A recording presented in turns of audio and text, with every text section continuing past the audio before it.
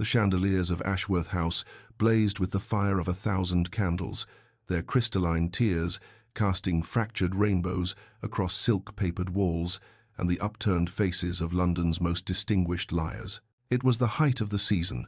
that peculiar ritual wherein fortunes were displayed like peacock feathers and daughters were paraded like prized mares at auction, and Lady Ashworth's ball represented the apex of this glittering brutality, an evening where reputations could be made with a single dance or destroyed with a whispered word behind a painted fan. The air hung thick with beeswax and bergamot, with the cloying sweetness of hothouse roses forced into bloom before their time, with the sharp undercurrent of desperation that no amount of French perfume could quite disguise. Couples turned in endless circles upon the polished floor, their movements as precisely choreographed as any theatrical production, while along the gilded margins of the room, mammas with calculating eyes assessed the shifting landscape of eligible connections, and young ladies practiced the art of appearing simultaneously available and unattainable. This was the battlefield of the ton, and every smile concealed a weapon, every compliment a careful stratagem in the endless war for position and prosperity. Yet, for all the studied gaiety, for all the champagne flowing like the Thames and the orchestra playing as though their very lives depended upon maintaining the illusion of effortless joy, a current of unease rippled beneath the surface this evening, a name passing from powdered ear to powdered ear, spoken in hushed tones that somehow carried farther than any shout. Asterisk, the Devil Duke. Asterisk, they said he had been seen in London, his black carriage spotted on Mayfair's pristine streets, and the very possibility of his presence cast a shadow across Lady Ashworth's carefully constructed paradise. Sebastian Blackwood, the Duke of Thornfield, had not graced a society function in 3 years, not since the scandal, not since his wife, not since the whispers had calcified into accepted truth, and yet word had spread that he might appear tonight, that some dark purpose had drawn him from his self-imposed exile in the northern wilds. "They say he killed Lord Pemberton in that duel," murmured Lady Whitmore to her companion, her fan beating a nervous rhythm against her ample bosom, shot him through the heart, without a moment's hesitation, and smiled as he fell. Her companion, a widow of considerable experience in the art of gossip, leaned closer with the eager hunger of one about to contribute a particularly choice morsel. "And his wife, his first wife, found at the bottom of that tower, and not a servant who would speak of what they saw." The whispers multiplied and transformed as they travelled,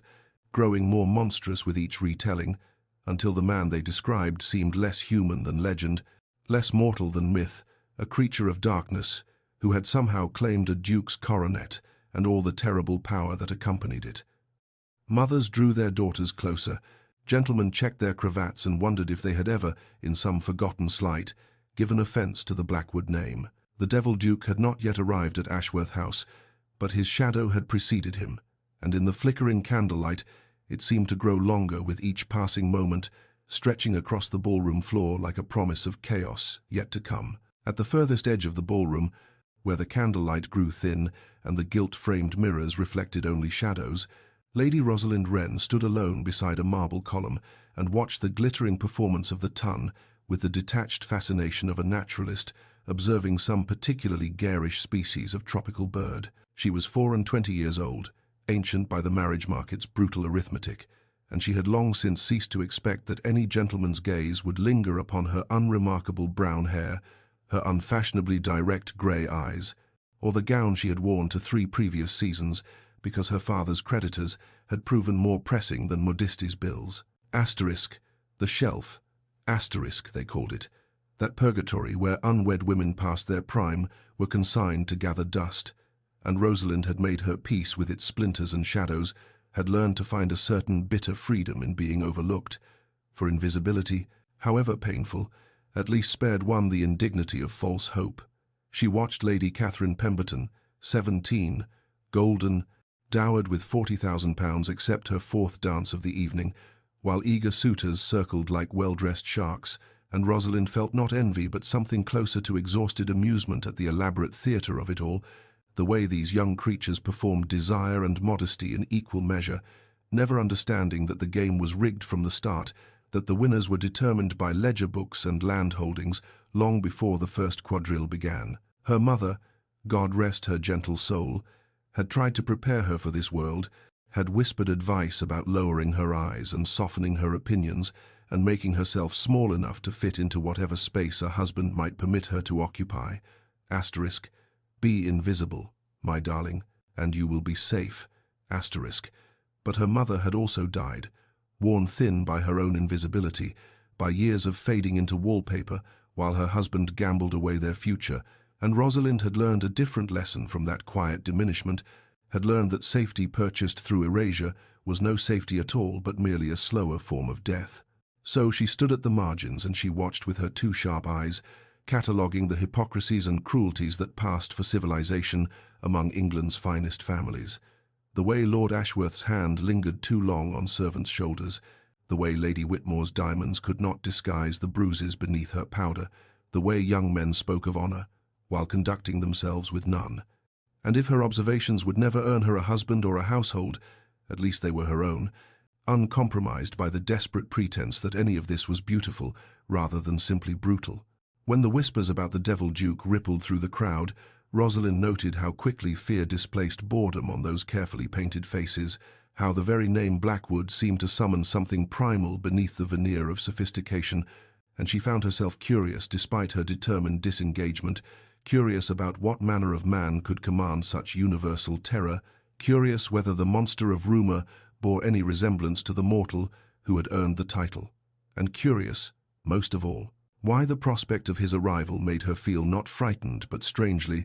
inexplicably awake for the first time all evening. The doors of the ballroom opened without announcement, without the customary herald's call that ought to precede a duke's arrival, and yet every soul in attendance knew the precise moment. Sebastian Blackwood crossed the threshold, knew it by the sudden hush that descended like winter's first frost, by the way conversations died mid-syllable and dancers faltered in their steps, by the collective intake of breath that seemed to steal all the air from that glittering chamber and leave nothing but the acrid taste of fear upon the tongue. Rosalind turned toward the entrance with the rest of them, expecting she knew not what, precisely some Gothic spectre, perhaps, some creature of midnight and malevolence that would justify the terror she had witnessed spreading through the ton like plague, and what she saw instead was simply a man, though the word seemed inadequate for the figure who stood framed in the doorway like a portrait of beautiful desolation. He was tall, broad of shoulder,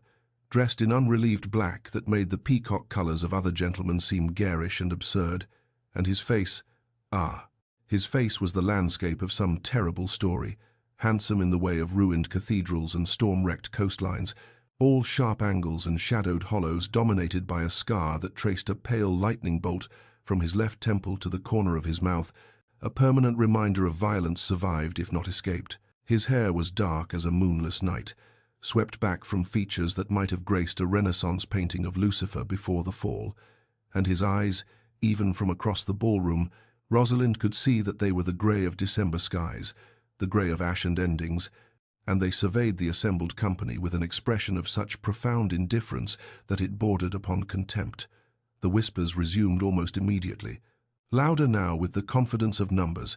a chorus of condemnation that the Duke surely heard and equally surely chose to ignore as he moved into the room with the unhurried gait of a predator who knows that nothing present poses any threat worthy of haste. Asterisk, 3 families destroyed. Asterisk, hissed someone to Rosalind's left. Asterisk, ruined utterly when they dared to cross him. Asterisk, and from her right, asterisk, his first wife, barely cold before he ceased his mourning, heartless creature, and them saying she fell, but everyone knowing that towers don't claim women who wish to live.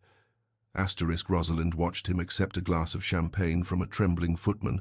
watched the crowd part before him like the Red Sea before Moses, watched how even the boldest gentlemen avoided his gaze, and the most brazen ladies suddenly discovered urgent need of the retiring room, and she saw what no one else seemed capable of seeing. Perhaps because no one else was looking for anything other than confirmation of the monster they had already decided he must be. Behind the cold mask, behind the scar and the reputation and the terrible weight of the Blackwood name, the Devil Duke's eyes held something that Rosalind recognized with the immediate, bone-deep certainty of one sufferer identifying another. Exhaustion, the kind that no amount of sleep could cure, the kind that came from carrying burdens too heavy for human shoulders across distances too vast for human endurance, the kind that she saw every morning in her own mirror and had learned to hide behind sharp wit and sharper observations. Asterisk, he is tired, asterisk, she thought, and the realization settled into her chest like a key turning in a lock she had not known existed. Asterisk, he is so desperately, devastatingly tired, and not a single person in this room, full of hundreds, has bothered to notice. Asterisk. 3 days after the Ashworth ball, Rosalind sat in the morning room of their modest townhouse, modest being the generous term for a residence whose wallpaper peeled in the corners and whose fires were lit only in rooms currently occupied when her father summoned her to his study with the particular tone of voice that had presaged every catastrophe of her adult life, from her mother's final illness to the dismissal of their last remaining servants, and she rose from her needlework with the calm resignation of one who has learned that dreading disaster does nothing to prevent its arrival. Viscount Wren had aged a decade in the past year alone. His once proud bearing now stooped beneath the weight of debts he could neither pay nor escape, and when Rosalind entered the dim study with its smell of old paper and older regrets, she found him standing at the window with his back to her, unable or unwilling to meet her eyes, as he delivered the final blow to whatever remained of her hopes for an ordinary life. "The estate will be seized within the month," he said, and his voice cracked on the words like ice too thin to bear the weight placed upon it. "Everything, the house in Kent, the London property, your mother's jewellery that I swore I would never touch, all of it, gone to satisfy creditors who have grown tired of my promises and my excuses and my endless, futile attempts to salvage something from the wreckage I have made of this family's fortunes." Rosalind absorbed this news with the peculiar numbness that had become her constant companion, thinking of her younger sisters who still believed marriage might save them, of her mother's grave in the Kent churchyard that would soon belong to strangers, of the decades of Wren history that would be auctioned off to pay for her father's weakness. And then he turned to face her at last, and she saw something worse than despair in his rheumy eyes. She saw hope, the terrible hope of a drowning man who has spotted a piece of floating wreckage and does not care what he must sacrifice to reach it. "There is an offer," he continued, and each word seemed to cost him what little dignity remained. "From the Duke of Thornfield, the one they call the Devil Duke, he has offered to pay every debt, to restore our family completely, in exchange for—" He could not finish, but he did not need to. Rosalind understood with sudden crystalline clarity why she had been chosen, why a man infamous for his monstrous reputation would want a bride with nothing to recommend her but her desperate circumstances. She was perfect precisely because she was worthless, because no woman with options would accept such an arrangement, because her invisibility to every other suitor made her invisible to hope itself, and therefore safe to wed without expectation, safe to install in some distant estate where she would ask no questions and make no demands, and fade into the wallpaper just as her mother had always counseled. Asterisk, dignity or survival. Asterisk, she thought, staring at her father's trembling hands. Asterisk, my pride or my sister's futures, my autonomy or my family's name, times, and the choice was no choice at all, had never been a choice, because she had been raised to understand that women like her did not get to choose, only to endure whatever choices were made for them by men with money and men with debts, and men who never once considered what it cost to be the currency in which their bargains were paid. The Duke of Thornfield arrived at precisely 3 o'clock on a Thursday afternoon that seemed determined to match his reputation, the sky hanging low and grey over London like a burial shroud, and Rosalind received him in her father's study, with her hands folded and her spine straight, and her heart beating, a rhythm of terrified defiance that she refused to let reach her face. She would not give him the satisfaction of seeing. Her fear would not perform the trembling maiden role that society had scripted for this grotesque theatre, and when he entered the room in his perpetual mourning black with that scar catching the dim light like an accusation, she met his winter-grey eyes without flinching and saw something flicker there, something that might have been surprise at finding prey that did not immediately cower. "Lady Rosalind," he said, and his voice was lower than she had expected, rougher, like stones tumbling in deep water. "I trust your father has explained the terms of my offer." She inclined her head, a gesture that acknowledged without submitting, and replied with a steadiness that seemed to unsettle him more than hysteria would have. "He has, Your Grace. You wish to purchase a wife who will ask nothing of you, expect nothing from you, and fade conveniently into whatever corner of your existence you designate for her accommodation, in exchange for which my family will be saved from ruin, and I will be elevated to a position of theoretical prestige and practical imprisonment." The silence that followed her words stretched taut as a bowstring, and she watched his jaw tighten, watched his gloved hands flex once at his sides, watched the mask of cold indifference struggle to maintain its hold against what she suspected was the novel experience of being spoken to as something other than a monster or a meal ticket. "You have a peculiar way of accepting proposals," he said finally, and there was an edge to his voice now. Not quite anger, but something adjacent to it, something that suggested she had wandered into territory he had not prepared for. "I have not yet accepted," Rosalind replied, and she saw his eyes narrow with something that was definitely surprise now, possibly even the faintest ghost of respect. "I have one condition, and it is not negotiable. I will marry you, Your Grace. I will live in your house and bear your name and ask no questions about your past or your heart or whatever demons drive you to seek a wife you need not love. But I will not be treated as invisible. I will not be relegated to silence and shadows and the slow death of being unseen, because I have spent 24 years being overlooked and dismissed and treated as furniture with a pulse, and I find I have no more tolerance for it." He stared at her for a long moment, this woman who should have been weeping with gratitude or shrinking with terror, and Rosalind stared back, and something shifted in the air between them. Not warmth, not yet, but the first hairline fracture in a wall that had stood unbreached for years, and when he finally spoke, his voice had lost some of its razor edge. "You are not what I expected, Lady Rosalind." She allowed herself the smallest smile, sharp as a blade's edge. "No, Your Grace, I suspect I am not." The wedding took place on a morning that seemed to have forgotten the existence of sunlight, in a chapel so small and so empty that their voices echoed off the stone walls like ghosts, mocking the pretense of celebration,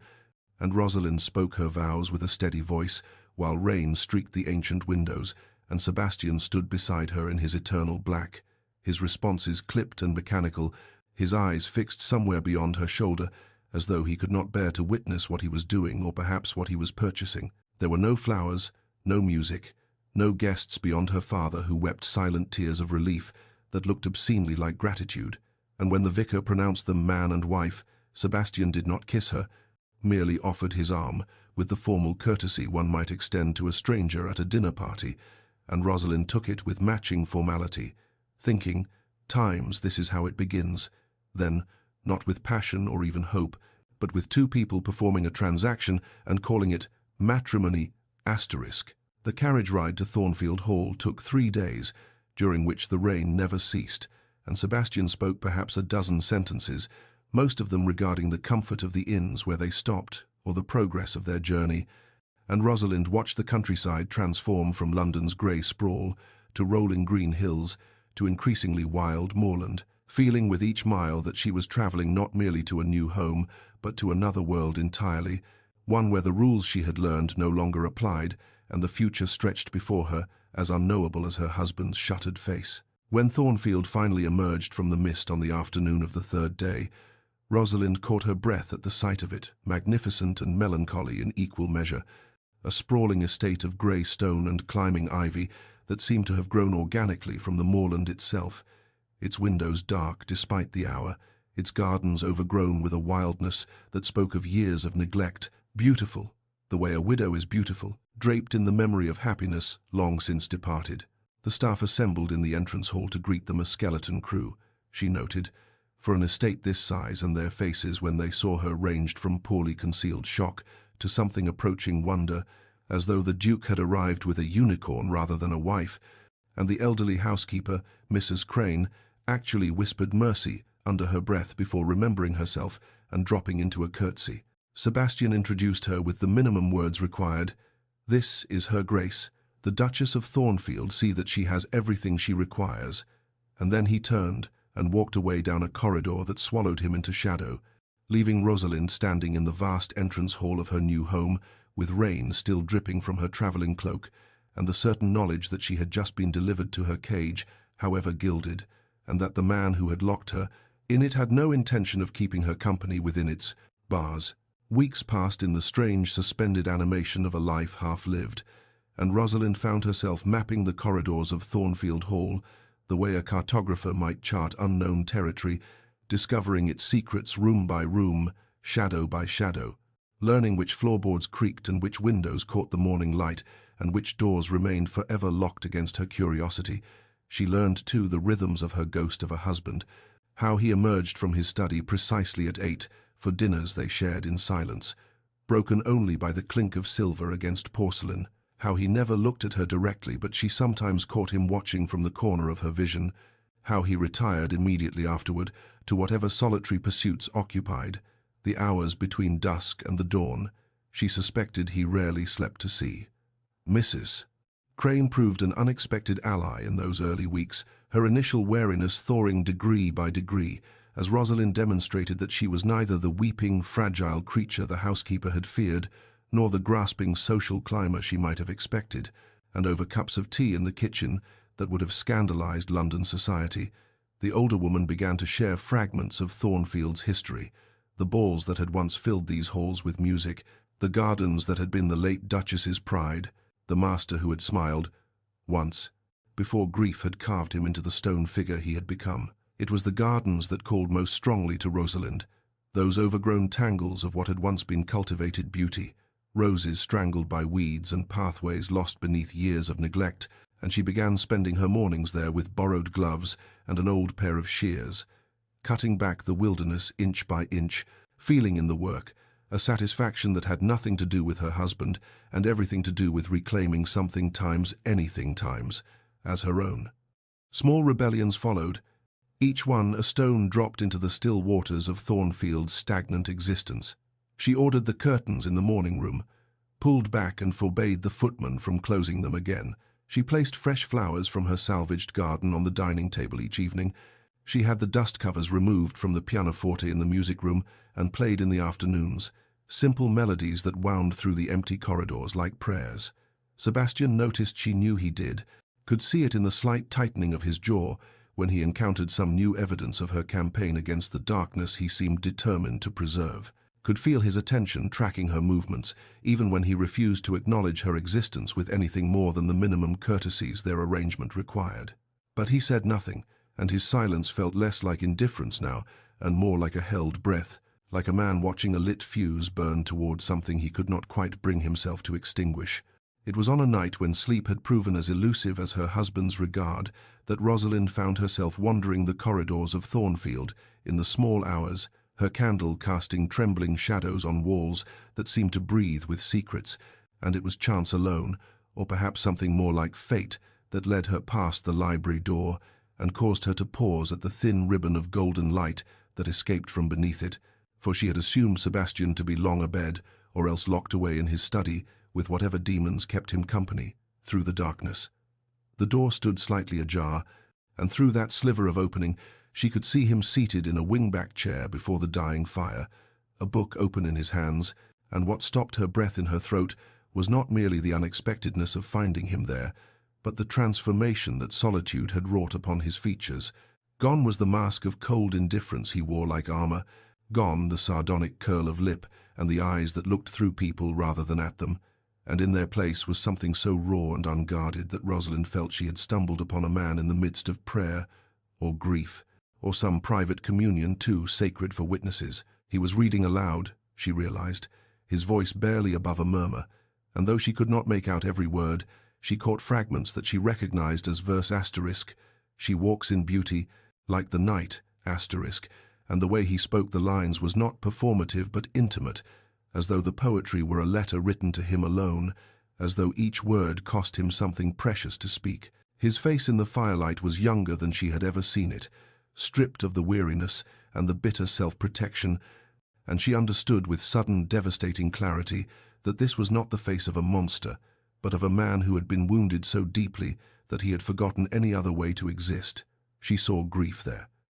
Yes, but also a loneliness so profound it seemed to have carved itself into the very bones of him, and something in her own chest, some wall she had not even known she had built, began to crack and crumble at the sight of it. She retreated without making a sound, pressing herself against the corridor wall as her candle flickered, and her heart performed strange acrobatics behind her ribs,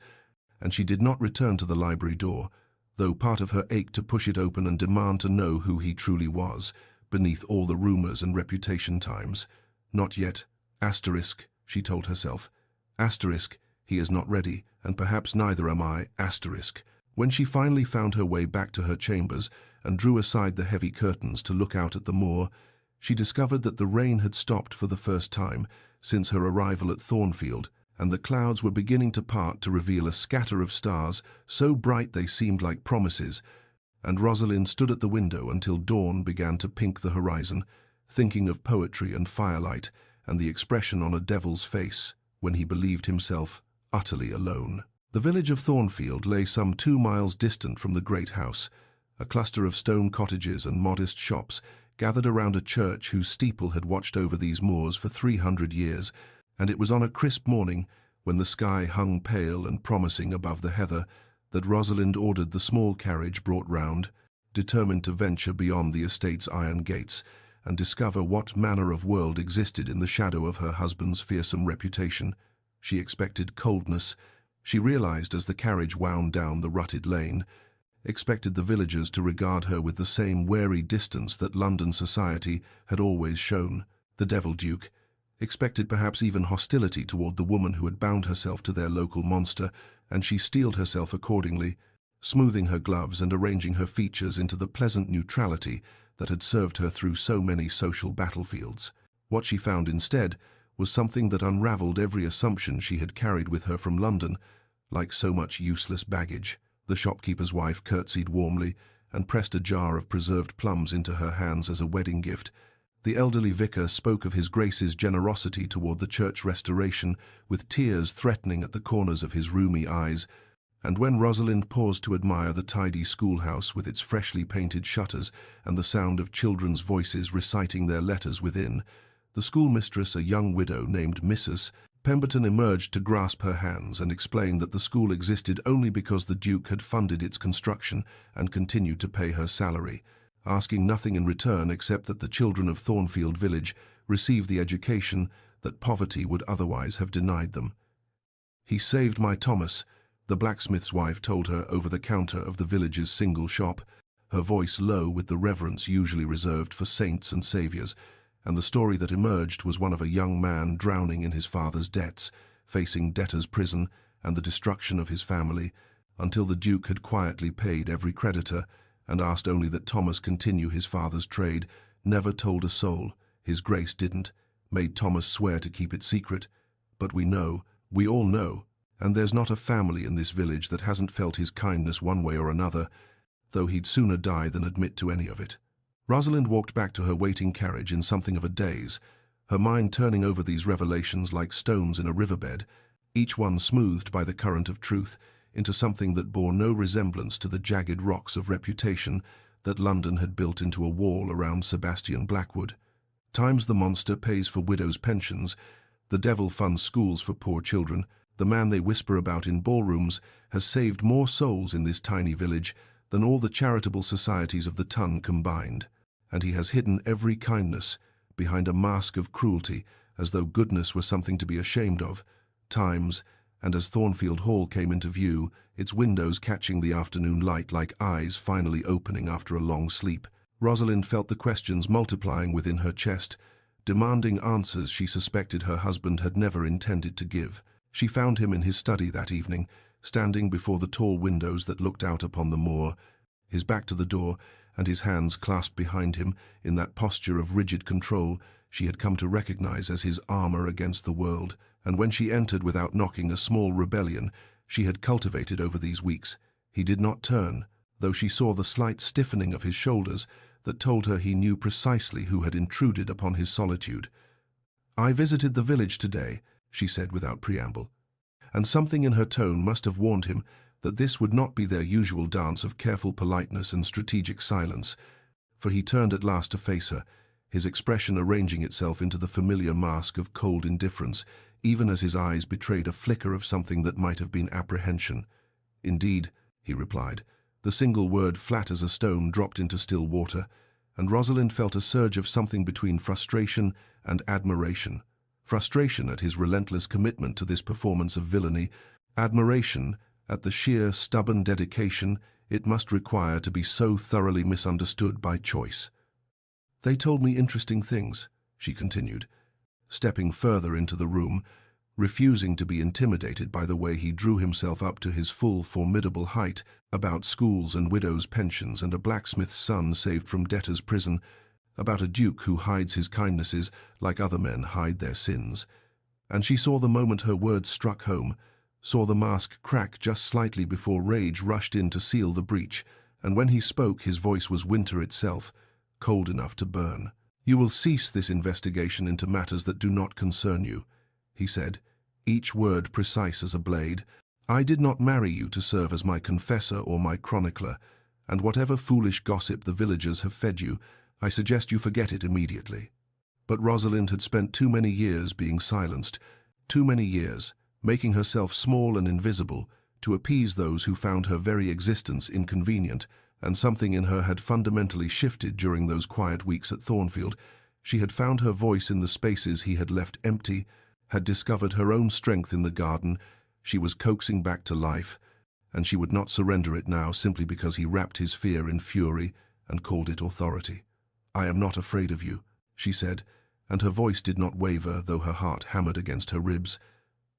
"I think perhaps no one has ever truly been afraid of you, your grace, and that is precisely the problem. You have worn this mask so long you have forgotten it is a mask. You have played the monster so convincingly that you have lost yourself inside the role, and I find I am not interested in being married to a fiction when the truth is so much more compelling." His face went white, then red, and for a moment she thought he might shout, might finally unleash whatever tempest lived behind those storm-grey eyes.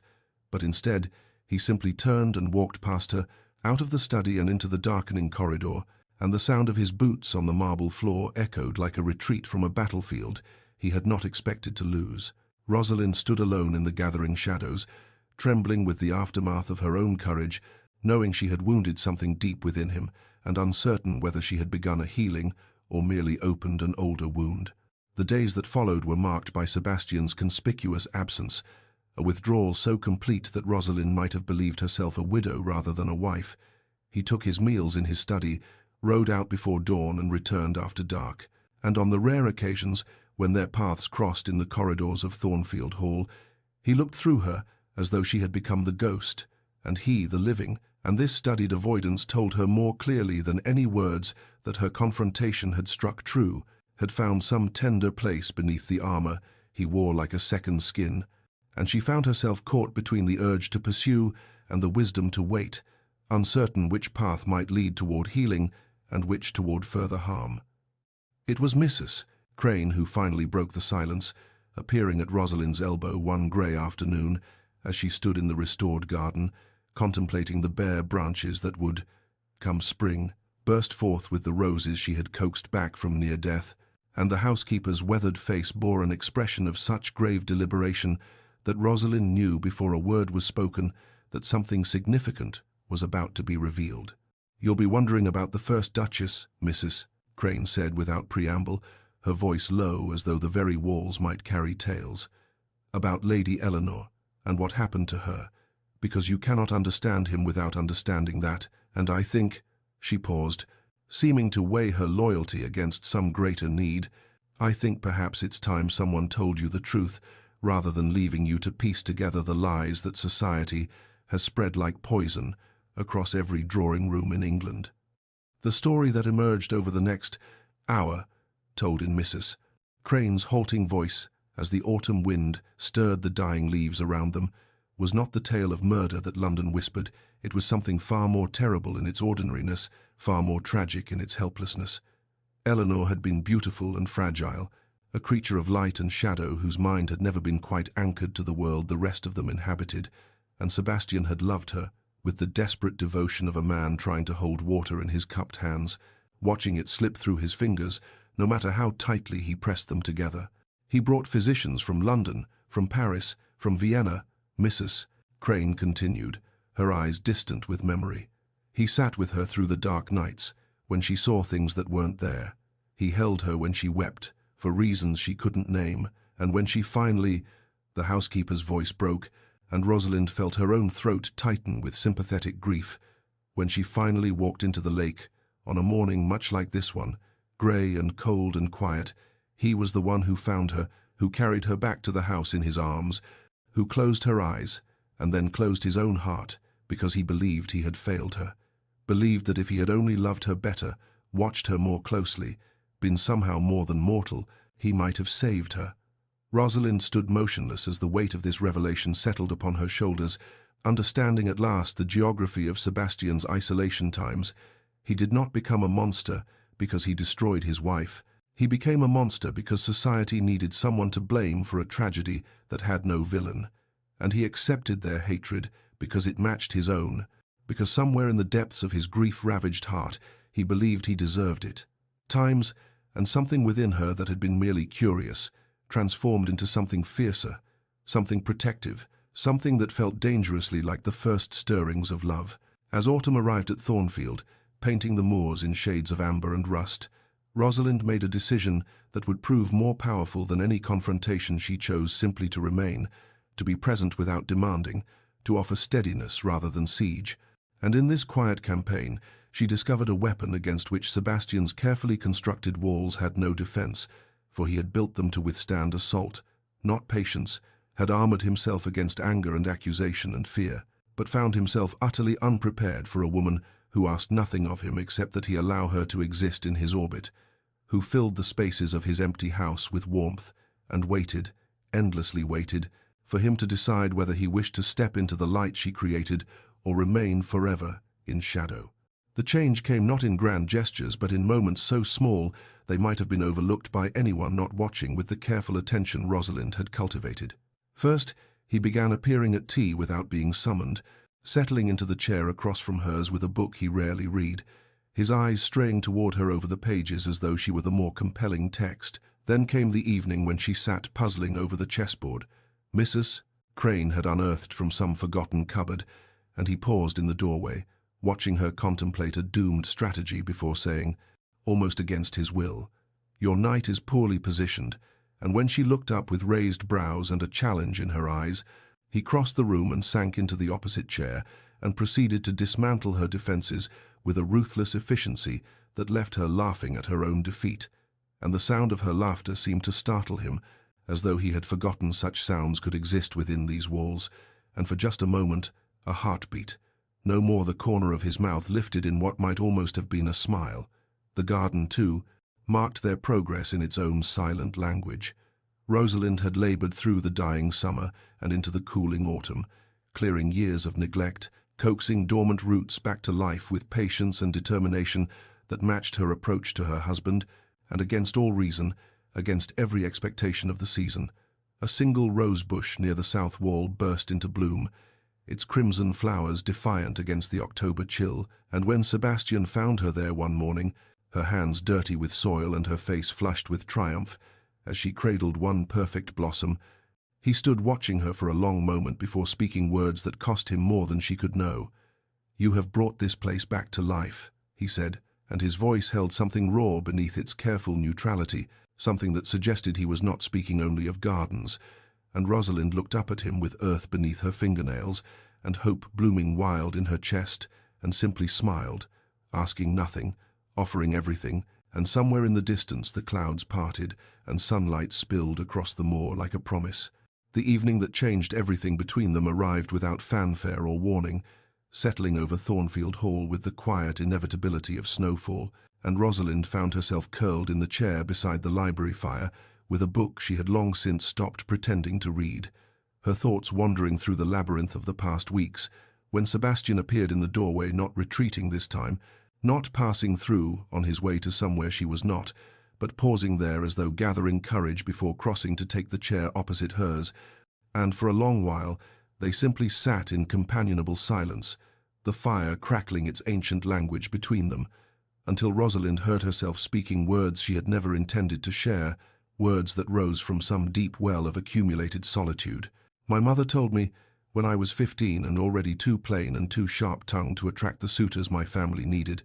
that my only hope was to become invisible, to take up no space, make no demands, exist so quietly that perhaps some man might overlook my deficiencies long enough to marry me out of convenience, and I tried. Her voice caught on something that might have been grief or might have been old anger, finally finding its way to air. I tried for years to make myself small, to swallow my thoughts before they could escape my lips, to want nothing, because wanting was the province of girls who had something to offer. And when she died, I promised myself I would stop trying, but the habit of invisibility. She looked up to find Sebastian watching her with an intensity that made her breath falter. The habit became a kind of armor, and I told myself it was protection when really it was just a slower kind of death. The silence that followed her confession felt different from the silences that had characterized their marriage, charged with something fragile and newly born. And when Sebastian finally spoke, his voice emerged rough-edged, as though the words had to fight their way past years of disuse. "I thought invisibility would protect me too," he said, and his eyes held hers with a vulnerability she had never seen there before, after Eleanor. After the whispers and the accusations, and the way society looked at me, as though I were something to be feared rather than pitied, I cultivated the monster they wanted to see because it kept them at a distance, because if they were frightened they would not come close enough to see the truth, and if they could not see the truth, they could not use it against me. But you are right. What you said that day when I tried to drive you away, you were right. He leaned forward slightly, firelight playing across the scar that bisected his cheek, softening it somehow. No one has been unafraid of me in so long that I forgot what it felt like to be truly seen, and I told myself the loneliness was the price of safety, when really it was just— He paused, and she watched him struggle with the confession. It was just loneliness, preserved and protected and utterly unchanged by all my walls. And you— his voice dropped to something barely above a whisper—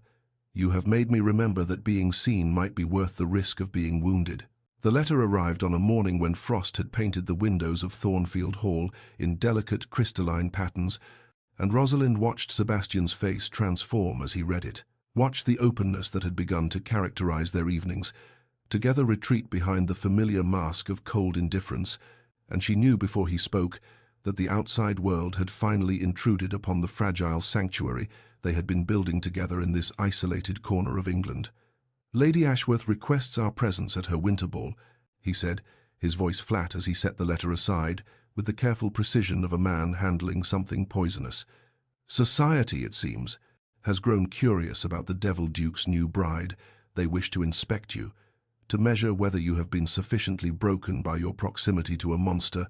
and when they find you whole and unharmed, they will invent new cruelties to explain it." And there was such weariness in his words, such bone-deep exhaustion, at the prospect of returning to the arena where his reputation had been forged in whispers and accusations, that Rosalind felt her heart constrict with an emotion she was not yet ready to name. She rose from her chair and crossed to where he stood by the window, close enough to touch but not touching, and she saw the tension coiled in his shoulders, the rigid line of his jaw, and she understood that he was preparing to refuse to retreat once more behind the walls of Thornfield and let the ton believe whatever they wished, rather than subject either of them to their venomous scrutiny. "We should go," she said, and his head turned sharply toward her, disbelief evident in every line of his face. "They will whisper regardless, Sebastian, whether we attend or hide away. Their tongues will wag with speculation and invention, and I find I have grown rather tired of allowing others to write the narrative of my life." She met his eyes steadily, drawing on the courage she had discovered somewhere in the quiet months of their marriage. "Let them see us together. Let them see that we cannot be wounded by their petty cruelties. And perhaps," she paused, choosing her words with care, "perhaps it is time the ton learned that there are some things their whispers cannot destroy." He stared at her for a long moment, and she watched something shift behind his eyes, wonder, perhaps, or the dawning recognition of a truth he had not expected to find in a marriage built on convenience and desperation. And when he spoke, his voice was rough, with an emotion that seemed to surprise him as much as it surprised her. "You would face them willingly, knowing what they will say, knowing how they will look at you, at us?" And Rosalind smiled, feeling the warmth of certainty spreading through her chest, feeling for the first time in her life like someone who took up space deliberately and without apology. "I would face far worse than Lady Ashworth's ballroom to stand beside you," she said, and she watched the words land, watched them pierce through armor he had spent years constructing. and in his eyes she saw something kindle, something fragile and fierce and terrifying in its intensity, and though neither of them spoke its name, they both recognized it for what it was, the first true stirring of a love neither had dared to hope for. The Ashworth ballroom blazed with the same merciless candlelight Rosalind remembered from that evening, nearly a year ago, when she had stood at its margins, invisible and resigned, watching the ton perform its elaborate rituals of cruelty. But she was not invisible now, not with Sebastian's hand resting at the small of her back as they descended the grand staircase together, not with every eye in the assembly turning toward them with barely concealed hunger for scandal, and she felt the weight of their scrutiny like a physical pressure against her skin, even as she lifted her chin and met their stares with the steady calm she had learned in the quiet halls of Thornfield. The whispers began immediately, a susurrus of malice that followed them through the crowd like wind through dead leaves. "The charity bride," she heard someone murmur, "and how long before he tires of this one?" And, "She looks well enough for a woman living with a murderer." And through it all, Sebastian remained a pillar of cold composure beside her, though she could feel the tension coiled in the muscles of his arm where her fingers rested, could sense the tremendous effort it cost him to endure the sidelong glances and theatrical shudders of ladies who drew their skirts aside as though his very proximity might contaminate them. Lady Ashworth greeted them with a smile that never reached her eyes, her welcome dripping with honeyed condescension, and the first hour passed in an exhausting parade of backhanded compliments and pointed exclusions, invitations to conversations that somehow never included Rosalind, dance partners who materialized for other ladies but never approached her, a systematic demonstration of exactly where the Devil Duke's bride ranked in society's estimation. She bore it all with grace she had not known she possessed, drawing strength from Sebastian's steady presence, from the private glances they exchanged that spoke volumes the ton could not hear, until Lord Ashworth, emboldened by champagne and the appreciative titters of his sycophants, raised his voice to carry across the nearby dancers and declared with theatrical bewilderment,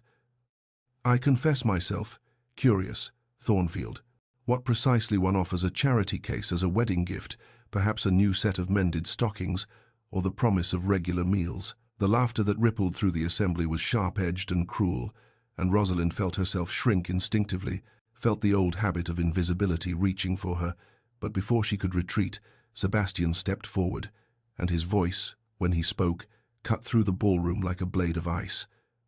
"One might ask, Ashworth, what gift a man offers his wife when his debts exceed his estate's value threefold, when his mistress wears jewels his lady wife believes were sold to maintain appearances, when his seat in Parliament was purchased with funds embezzled from the orphans' trust his father established. But I forget myself, for surely such questions would be indelicate in polite company."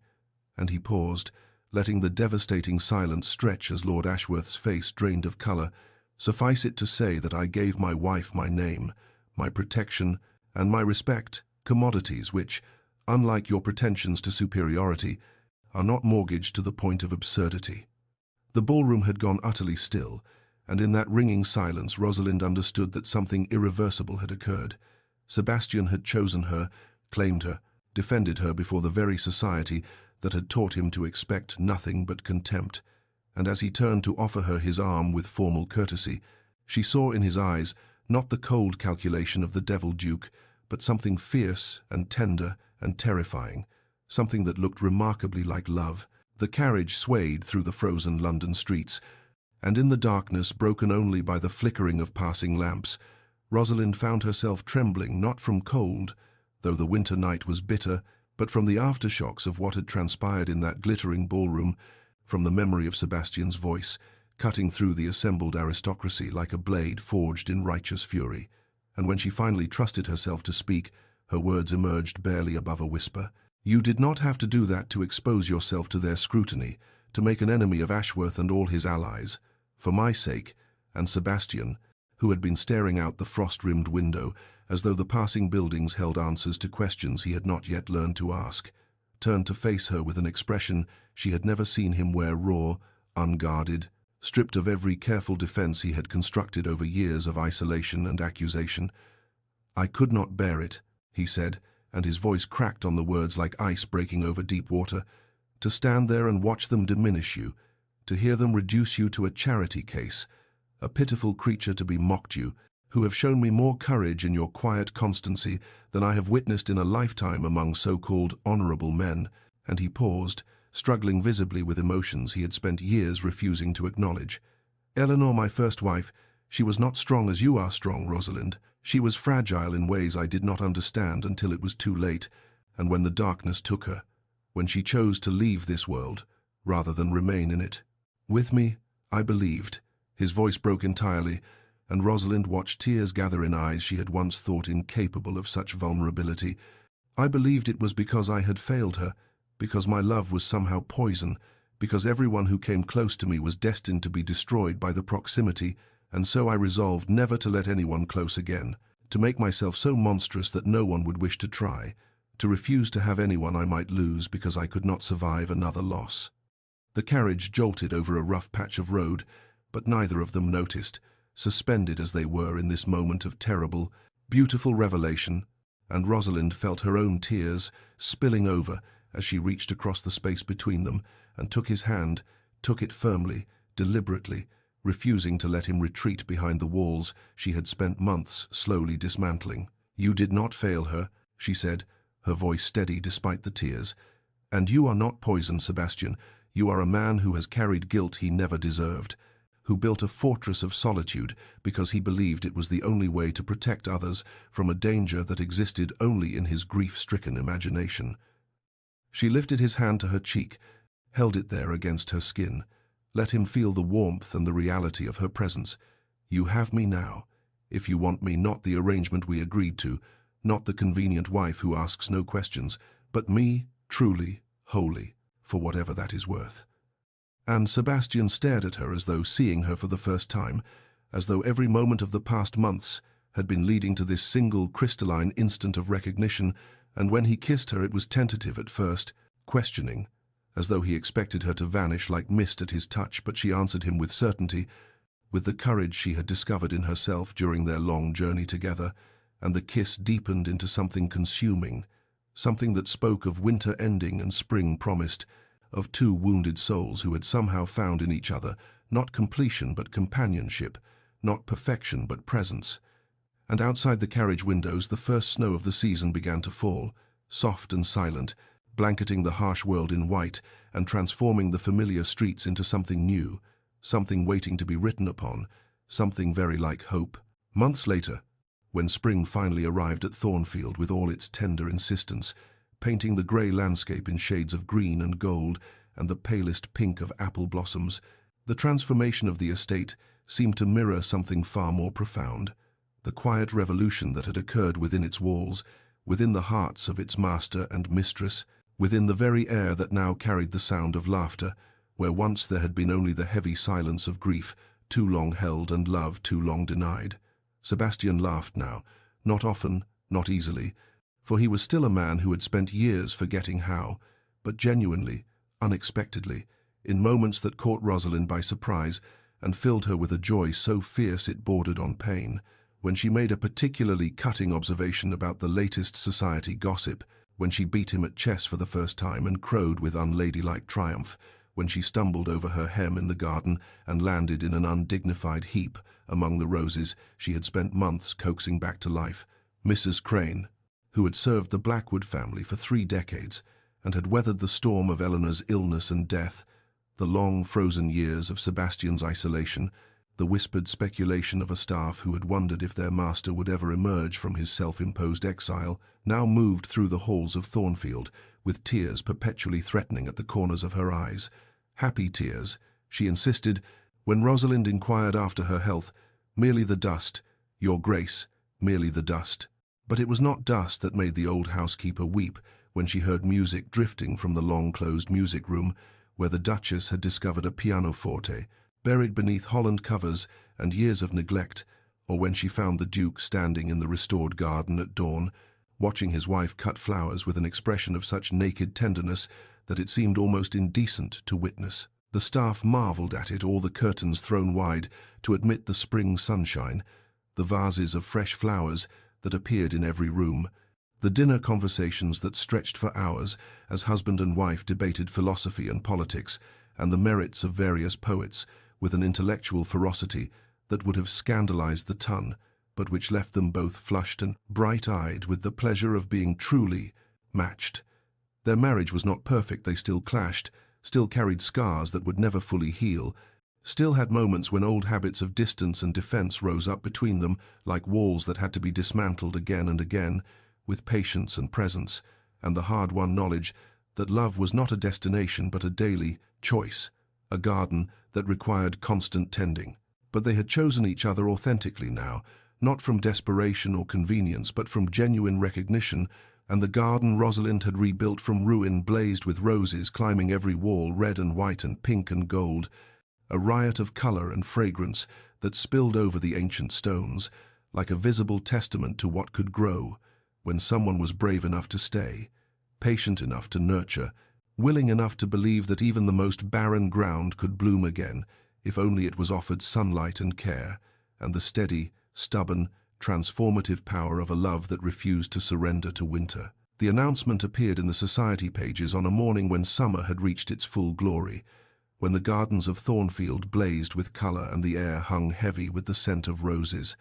and it read simply that His Grace, the Duke of Thornfield, had made a substantial donation to establish a foundation for the support and education of impoverished gentlewomen, young ladies of good birth who, through no fault of their own, found themselves without resources or prospects, trapped in that particular purgatory, reserved for women who were too well-bred to work and too poor to marry, invisible to a society that valued only what it could use, and the foundation would bear the name of Her Grace, the Duchess of Thornfield, in honor of her tireless advocacy for those whom the ton had chosen to overlook. The whispers that had followed Sebastian Blackwood for a decade began, slowly, to shift in timbre and tone, confusion replacing certainty, grudging respect emerging where fear had long held dominion. For here was the Devil Duke performing an act of such public generosity that even his most determined detractors found their narratives difficult to maintain, and when Rosalind read the announcement over breakfast, her hands trembling slightly as she set down the paper, she found Sebastian watching her with an expression that had become familiar over the past months, but which still had the power to steal her breath. Tenderness unguarded, love unashamed, the face of a man who had finally stopped hiding from the possibility of happiness. "You did not tell me," she said, and he rose from his chair to cross to her, to take her hands in his and raise them to his lips, with a reverence that would have seemed impossible from the cold stranger she had married in that sparse ceremony, what felt like lifetimes ago. "You taught me," he said quietly. "That reputation is nothing less than nothing beside the opinion of those who truly see us. That I had spent years building walls to protect myself from whispers that could never have wounded me as deeply as my own isolation. That the ton's judgment was a cage I had chosen to inhabit when the door had never been locked at all." And Rosalind felt tears prick at her eyes as she remembered the girl she had been, standing at the margins of ballrooms, perfecting the art of invisibility, because she had believed it was her only defense against a world that had deemed her worthless. "And you taught me," she replied, her voice steady despite the emotion that threatened to overwhelm it, "that being invisible was never safety. It was surrender, a slow death of the spirit disguised as self-preservation, and that the bravest thing I could do was not to hide from those who might reject me, but to stand fully seen and trust that somewhere, somehow, there would be eyes capable of recognizing what others had overlooked." And Sebastian pulled her close, held her against his heart in the morning light that streamed through windows, no longer shrouded in perpetual gloom, and outside the open doors the garden she had rebuilt from ruin stretched in glorious abundance, a living testament to what could flourish when someone was brave enough to believe that even the most barren ground deserved the chance to bloom. 3 years later, on an afternoon when late summer had painted Thornfield in shades of amber and gold, and the roses that climbed every ancient wall had reached their final magnificent bloom before autumn's inevitable arrival, the estate that had once stood in melancholic isolation, a widow in mourning, the locals had whispered, a tomb for a living man, now rang with sounds that would have seemed impossible to anyone who had known the Devil Duke in those dark years when he had walked his halls alone, with only his grief and guilt for company. The bright peal of children's laughter echoing through rooms that had been silent for so long. The music of small feet running across floors that servants now polished with pride rather than mere duty. the particular chaos that arrives when a house becomes not merely a dwelling, but a home in the truest and most profound sense of the word. Sebastian Blackwood, who had once made ballrooms fall silent with his entrance and sent debutantes fleeing with a single cold glance, now sat in the library that had witnessed his loneliest nights, the same library where Rosalind had first glimpsed the man behind the monster's mask, reading poetry to himself, in the small hours when sleep refused to come, teaching his daughter the intricacies of chess with a patience that would have astonished anyone who remembered the ice-cold Duke of Legend, his scarred face softened by a smile that reached his eyes as the little girl with her mother's sharp wit and her father's dark curls frowned at the board with fierce concentration, demanding to know why the Queen was more powerful than the King and declaring it only sensible when he explained. In the garden that Rosalind had rebuilt from ruin, that glorious testament to what could flourish when someone refused to abandon even the most neglected ground, the Duchess herself sat reading beneath a canopy of climbing roses, one hand resting on the swell of her belly where a third child grew, while their son, barely 2 years old, toddled among the flowers with the watchful nursemaid trailing behind. And she looked up every few moments to watch her husband through the library window, still marveling after all this time that the man who had offered her a loveless arrangement had become the center of her entire world, that the frozen stranger had thawed into someone who kissed her each morning like she was a miracle he had never expected to deserve. The village that had once whispered about the Duke with fear now spoke of him with genuine affection, the families he had helped, the school he continued to fund, the way he had opened Thornfield's grounds for festivals and celebrations,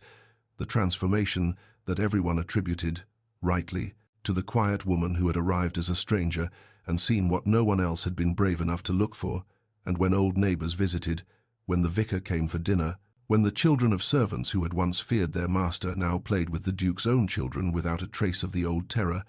it was clear that the devil Duke had become simply the Duke, imperfect and scarred, and carrying still the weight of a past that would never entirely release him, but happy, profoundly loved, and loving in return, with a devotion that had only deepened with each passing season. As evening approached and the children were gathered for supper, Sebastian found Rosalind still in the garden, and without words, for they had learned a language beyond speech. In these years of building a life together, he took her hand in his, and they watched the sunset paint the sky in colors that matched the roses around them, fingers intertwined, breathing in the fragrance of everything they had grown from the barren ground of 2 wounded hearts. And Rosalind thought that if she could go back and tell that invisible girl, standing at the margins of the Ashworth ball, what awaited her, that girl would never have believed that such happiness was possible, that such love existed, that she, of all people, might find it with the man all of London had warned her to fear. Dear listener, if you have journeyed with me through these pages, through the glittering cruelty of ballrooms and the quiet revolution of gardens reclaimed from ruin, through the slow thawing of frozen hearts and the patient work of 2 souls learning to see each other truly, then perhaps you have already understood what this story has been trying to say. That reputation is a cage others build around us, bar by bar, whisper by whisper, until we forget that we were never meant to be prisoners, that the locks exist only because we believe in them, and that the bravest thing any of us can do is to look at another person and refuse to see only what we have been told to see, to trust instead in the evidence of our own hearts. In the small moments that reveal what grand gestures never can, in the poetry read alone at midnight, and the secret kindnesses that expect no recognition, and the exhaustion behind eyes that the world has deemed too frightening to approach. Perhaps you have known what it is to be invisible, to stand at the margins, while the world celebrates those it has deemed worthy, to perfect the art of taking up no space, because you learned early that your presence was a burden others merely tolerated, and if you have, then I hope you will carry with you the truth that Rosalind discovered in that melancholic house full of shadows, that invisibility is not safety but surrender, a slow fading that masquerades as wisdom, and that the cure is not to shout louder, but simply to remain, to be present, to refuse to disappear, even when disappearing would be easier. Perhaps you have known what it is to wear a mask so long that you have forgotten the face beneath it, to build walls so high that you can no longer remember what you were protecting, to choose loneliness because loss seemed too terrible to risk. And if you have, then I hope you will remember that Sebastian learned what all of us must eventually learn, that the heart, for all its fragility, was made to love, and that the deepest wounds heal not through isolation, but through the patient presence of someone brave enough to stay. Someone who sees the monster the world has made of you and looks deeper, always deeper, until they find the man who reads poetry in the dark and funds schools for children he will never meet and carries guilt for tragedies he could not have prevented. Love, the truest kind, is not the lightning strike of ballroom romance, but the slow and steady cultivation of a garden, the daily choice to tend what is struggling, to believe in blooms that have not yet appeared, to trust that even the most barren ground, given enough patience and presence and faith, can become something beautiful beyond imagining. So if tonight you find yourself standing at the margins, overlooked and undervalued, or if you find yourself behind walls of your own making, frozen in a loneliness you have convinced yourself is strength, I hope you will remember this story and find in it the courage to stay, to see, to be seen in return. May you find your own thornfield, your own roses climbing ancient walls, your own hands to hold as the sun sets on everything you have built together. May you rest well, dear listener, and may you wake to discover that the person the world warned you about was only ever waiting for someone brave enough to look beneath the surface and recognize what had been there all along.